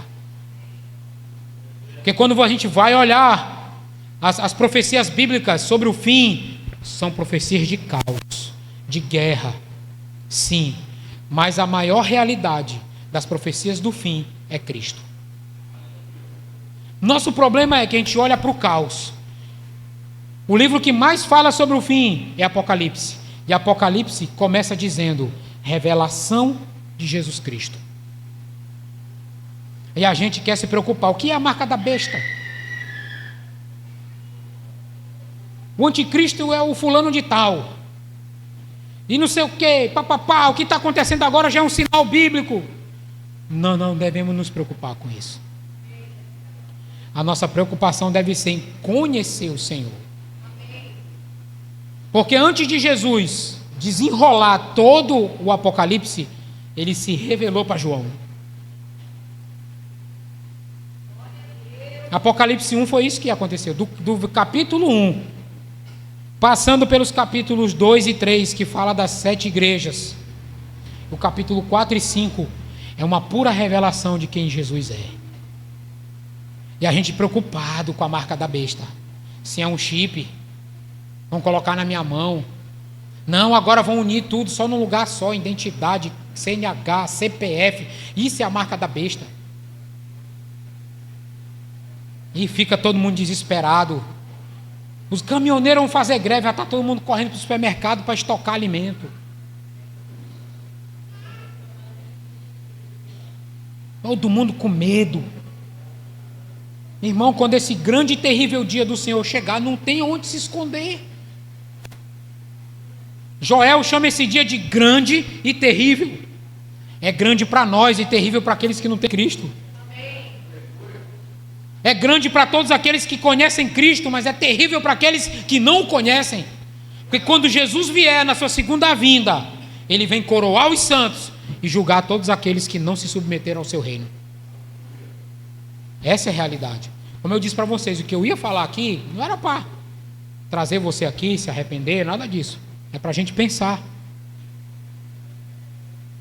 É para a gente pensar, é para você anotar. E quando você puder, outra vez a gente vai sentar. Pastor, me explica isso aqui. Se eu disser, digo que sei. Se não sei, digo que não sei, pronto. É simples, irmão. Eu não sou obrigado a saber tudo. Nem um pastor aqui é obrigado a saber tudo.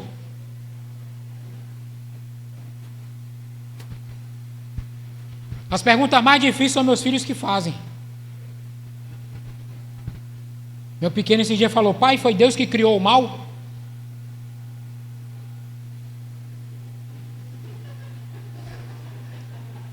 Por quê, filho?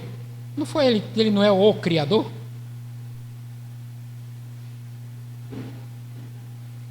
Me ajuda a te ensinar, irmão. Você entende isso, queridos? Nós não temos o dever de saber tudo. Mas o nosso dever agora é nos concentrar nesse tesouro que nós encontramos chamado Reino de Deus.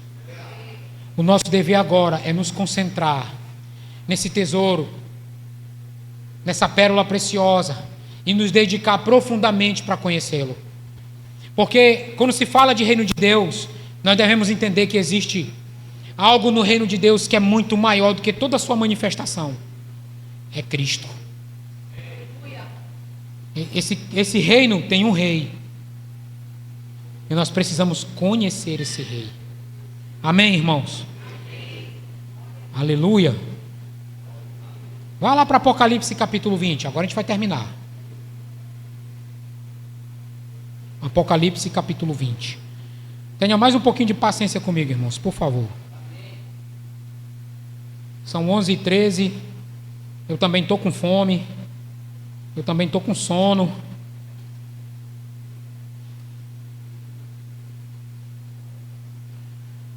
Apocalipse 20 é Apocalipse chegando no seu fim.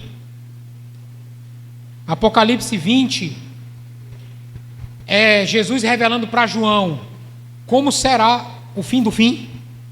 Amém? Apocalipse 20, versículo 1. Então, eu vi descer do céu um anjo. Apocalipse 20, versículo 1. Então vi descer um anjo dos céus, que trazia na mão a chave do abismo e uma grande corrente.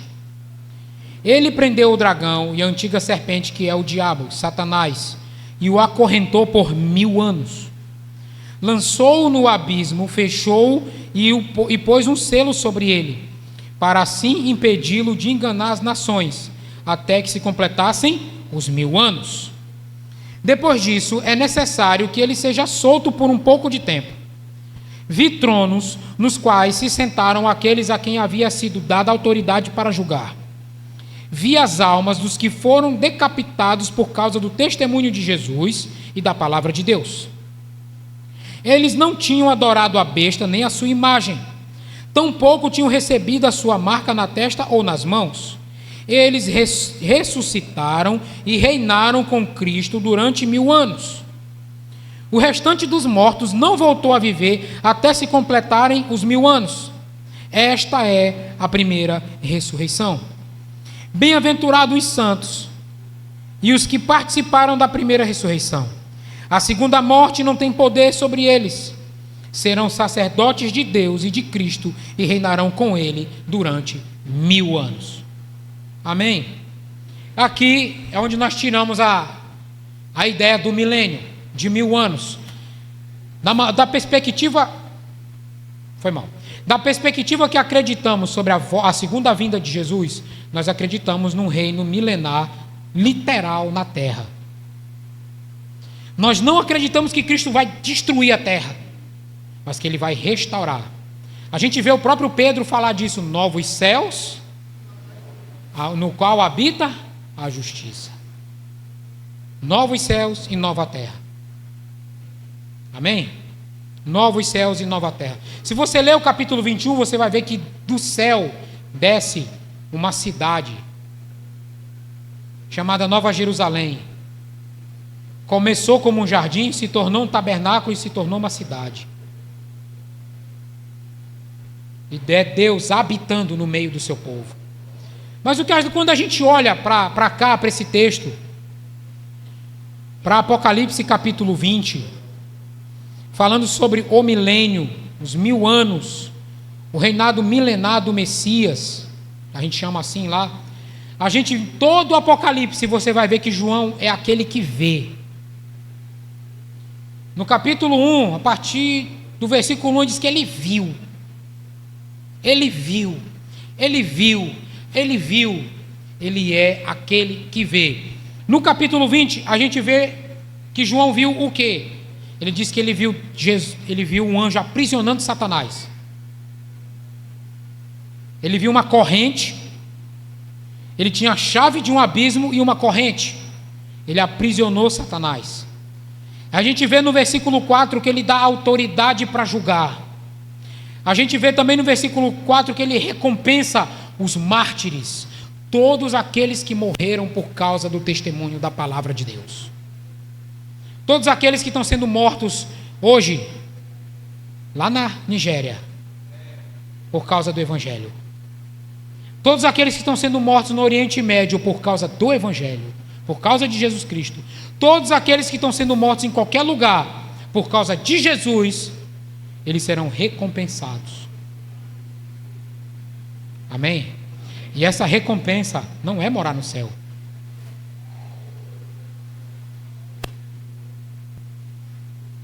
Essa recompensa, por exemplo, para onde o ladrão que morreu na cruz foi quando ele morreu? Ele foi para o paraíso, não é verdade? Ele não recebeu uma recompensa. Ele foi para um lugar que Jesus disse que já era dele. Entende isso? Senhor, ele é arrependido. Lembra-te de mim quando vieres no quê? No teu? O ladrão sabia que vinha um reino, cara. Ele ouviu Jesus falar desse reino muitas vezes. E ele viu que o negócio tinha pegado para ele. Ele disse, Senhor, quando tu lembra-te de mim quando tu vieres no teu reino. Aí o que Jesus disse para ele? Hoje mesmo tu estarás aonde? Não é o reino. Entendeu? Salvação não é recompensa, irmão. Recompensa você recebe por aquilo que você faz. Você fez alguma coisa para ser salvo? Então pronto, irmão.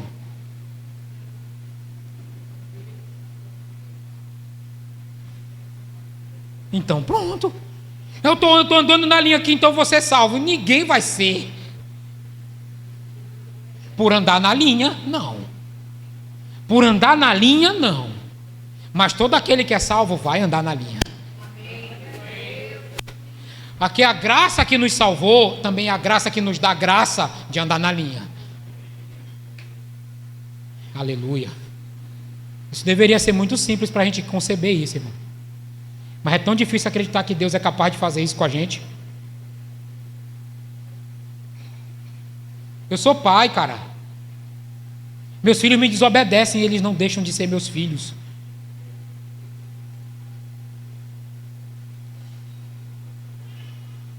Entende isso? Eu sou pai, meus filhos não deixam de ter comida na mesa porque me desobedeceram. Se vós que sois maus sabem dar coisas boas para os vossos filhos, quanto mais o Pai Celestial. Se eu que sou uma carniça, meu irmão, eu me faço de tudo para cuidar bem dos meus filhos, e o meu Pai Celestial, que quando me viu no pecado me tirou de lá da lama. Ele vai dizer assim: não, agora tu não presta mais, vai-te embora. Ele é meu Pai. O reino de Deus é a recompensa daqueles que se esforçam. Ele disse que viu tronos, que alguns iam julgar. Rapaz, teve gente que foi tão fiel ao Senhor nessa caminhada, que quando Jesus vier, Jesus vai chamar: Ivandra, vem julgar comigo. Tu tem ideia do que é isso, cara? Ah, esse negócio de igreja, eu estou cansado disso. Não canse. Eu estou cansado de jejuar, pastor. Eu já jejuei tanto. Eu já preguei tanto. Eu estou pregando essa mensagem pela 10ª vez nessa igreja e ninguém aprende. Seja fiel. Seja fiel. Porque quando ele vier, servo bom e fiel. As parábolas de Jesus em Mateus 25 são parábolas escatológicas. Ou seja, está falando do fim. Ele pega, dá 5 talentos para um, 2 talentos para um e 1 talento para outro. O que tem 5 multiplica para 10, o que tem 2 multiplica para 4, o que tem 1 guarda. O que multiplica para 5 ele chama, vem prestar conta, e ele diz para aquele cara: servo bom e fiel, entra no gozo do teu Senhor. Foste fiel no pouco, sobre o muito te colocarei. Isso não é salvação, isso é recompensa. Ele foi fiel com aqueles 5 talentinhos que ele tinha, fiel à administração que Deus deu para ele governar. A parábola das minas, lá em Lucas 19, também é uma parábola escatológica, que Jesus está caminhando para Jerusalém para morrer. Diz que ele deu 10 minas para os seus servos e chamou depois os servos para ver o que é que eles tinham feito. O que tinha 10 multiplicou. O outro, o segundo, também multiplicou. Ele fez a mesma coisa da parábola dos talentos. Vem cá, servo bom e fiel. Foste fiel no pouco, governa sobre 10 cidades. Governa sobre 10 cidades. Isso é recompensa. Se a gente pensar isso de forma literal, o Sandro está sendo fiel com a sua equipe de pastores ali em Manaus. Ele e o Mário estão lá em Manaus fiéis.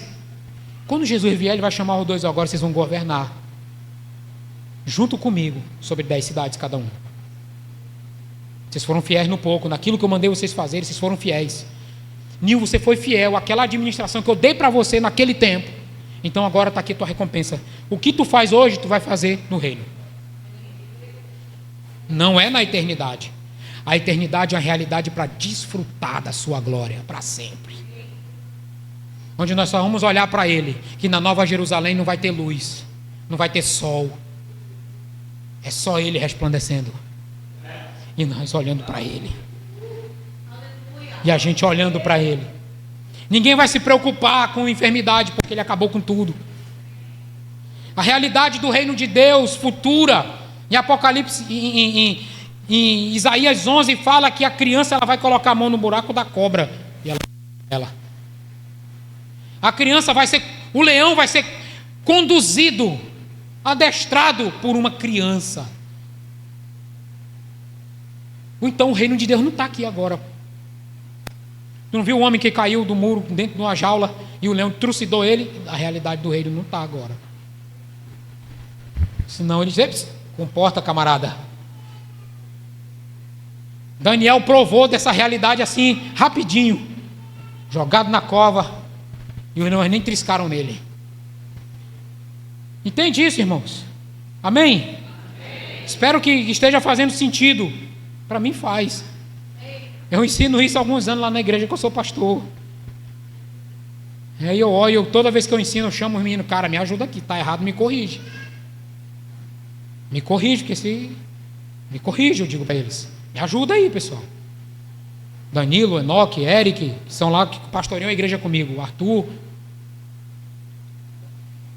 Amém? Aleluia. A gente vê aqui no versículo 4 também, ele fala de uma primeira ressurreição. Ele fala de uma realidade chamada ressurreição. E diz o texto que tem duas ressurreições. Uma ressurreição ela vai acontecer no começo do milênio, quando Jesus vier. Esse milênio é quando Jesus vem. Ontem a gente saiu de Outeiro ontem. Já de tardezinha a gente teve que dar o balão lá pelo Castanheira e estava voltando e vendo o pôr do sol, cara. Né? Se você não viu ontem, você perdeu. O pôr do sol estava lindo demais ontem, cara. Tu estava dormindo, cara. E a gente vendo o pôr do sol, a Paula, eu, o Elton e os meninos no carro. E o Elton falou assim: imagina só, pastor, quando Jesus vier, como não vai ser isso? É mais ou menos assim, aquele pôr do sol maravilhoso que estava ontem. Ele vindo com seu exército, arrebatando a sua igreja para os ares, não de maneira secreta, mas diz que todo olho verá, levando a sua igreja, o Elton, a Adriana, o Bedran, o Jairo, todo mundo vai ver. É isso que nós estamos falando agora e pregando para a humanidade. Eles vão ver, e eles reinarão com Cristo, estarão com Cristo para sempre, não vai ter mais separação. E diz que Ele enxugará dos olhos toda lágrima, não haverá morte e nem dor. Essa é a realidade do ainda não do reino de Deus, irmão. Nós já somos assim numa realidade espiritual, mas ainda não agora. Onde não haverá mais dor, onde meu filho não vai ter mais pensamentos ruins, não vai ter mais isso lá. Onde o meu cunhado que é deficiente vai andar, cara. Ele não vai mais precisar de cadeira de rodas. Onde o seu cérebro vai ganhar forma e crescer plenamente. Você entende? Essa é a primeira ressurreição, a nossa recompensa. O Senhor nos ressuscitará no último dia e nos recompensará. Onde um dia eu vou conseguir ver de novo o meu pai. Entende isso? Eu vou conseguir vê-lo de novo. Onde eu vou ver minha mãe mais uma vez. Porque não é uma realidade tu esquecer das coisas. A gente olha na parábola do rico e do Lázaro, cada um numa realidade, os dois ainda se viam. Diz para o pai Abraão trazer um pouco d'água aqui para mim. Um estava no céu, o outro no inferno. Diz para ele trazer um pouco d'água para mim. Ele disse: eu não posso passar para aí, tem um abismo entre nós. Então pede que alguém diga, pede para tu ressuscitar e dizer para minha família que eles precisam disso. Eles têm a lei e os profetas. Não tem como esquecer, irmão. Nós nos lembraremos, mas sem dor. Nós nos lembraremos sem sofrer, sem saudade. Você entende isso? Essa é a realidade que o Pai ainda não. A igreja ela fica assim: volta logo Jesus, é porque ela quer escapar do sofrimento. Ela não diz volta logo Jesus porque ela quer ter Jesus aqui. Volta logo Jesus para acabar com essa política miserável. Ela não quer que Ele venha e governe plenamente. Venha, e a gente ora, né? Venha o teu reino, seja feita a tua vontade aqui na terra como é no céu. Ele fará a sua vontade, irmão. Quer você queira, quer não. Quer você acredite, quer não. Ele vai fazer. Amém? E essa é a nossa recompensa. A primeira ressurreição é a recompensa dos justos. A segunda morte não tem poder sobre eles. Qual é a segunda morte? É o julgamento de todo aquele que não se rendeu a Cristo. É todo aquele que não teve Cristo como seu Senhor e Salvador. Amém, irmãos? É isso. Acabou.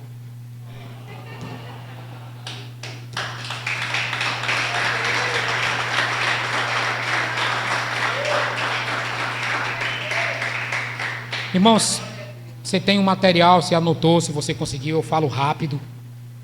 Eu termino uma coisa e já passo para outra sem dizer que eu terminei.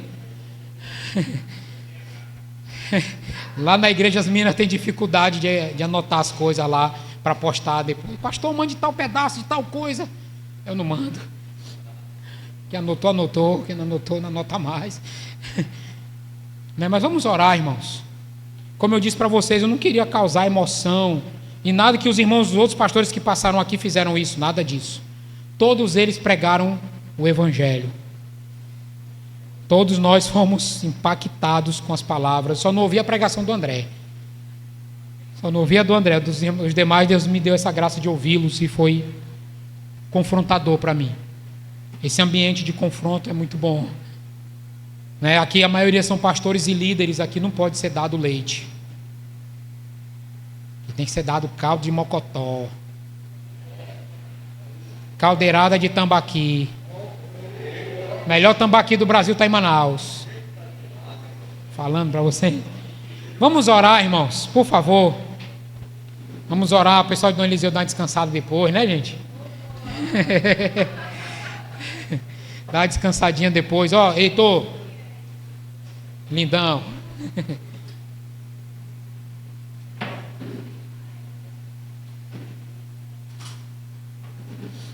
Amém, queridos?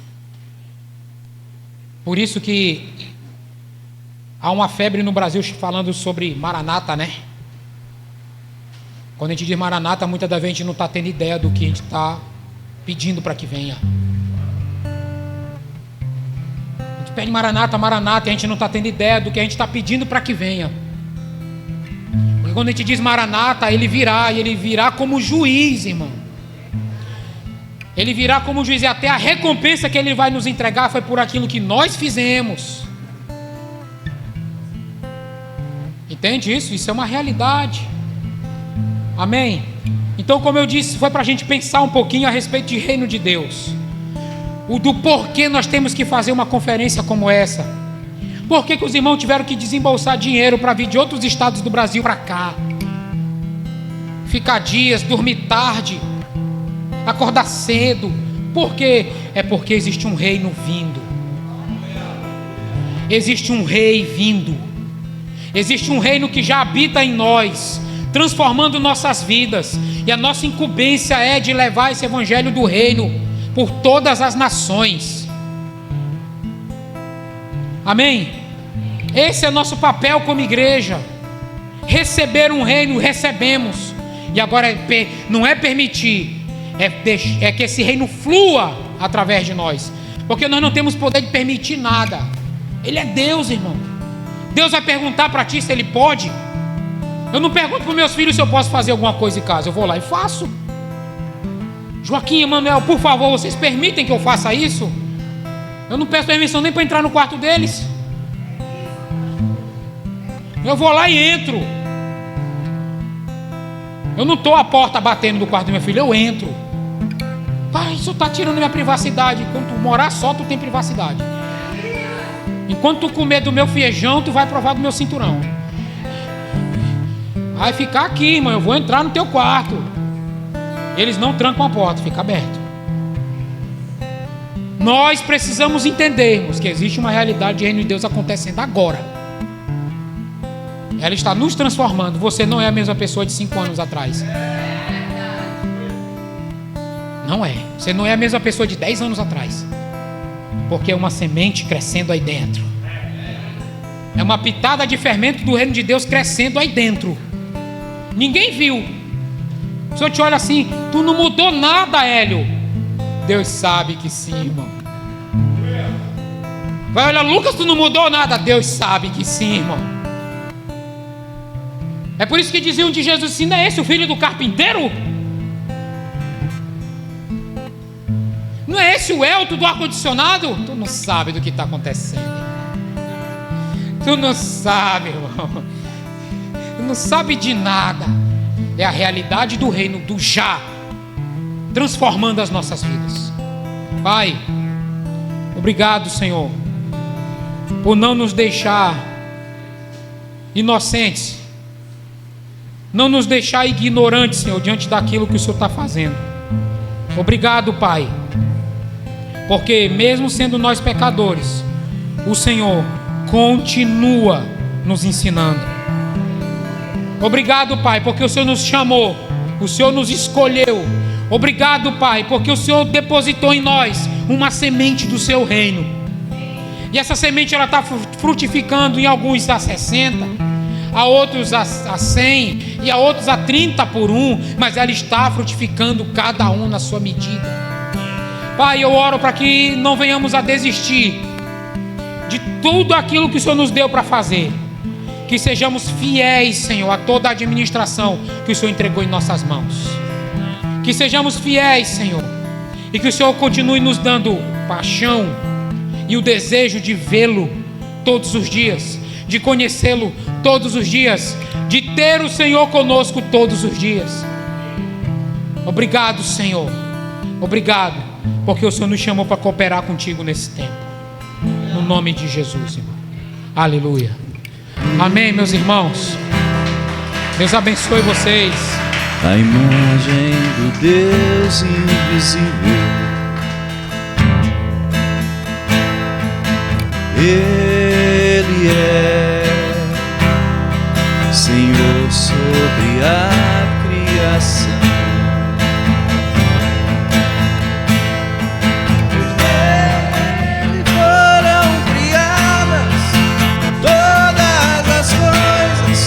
Céus e na terra, sejam tronos, soberanias, poderes ou autoridade. Ele é antes de tudo e a todos sustenta pela palavra, pois foi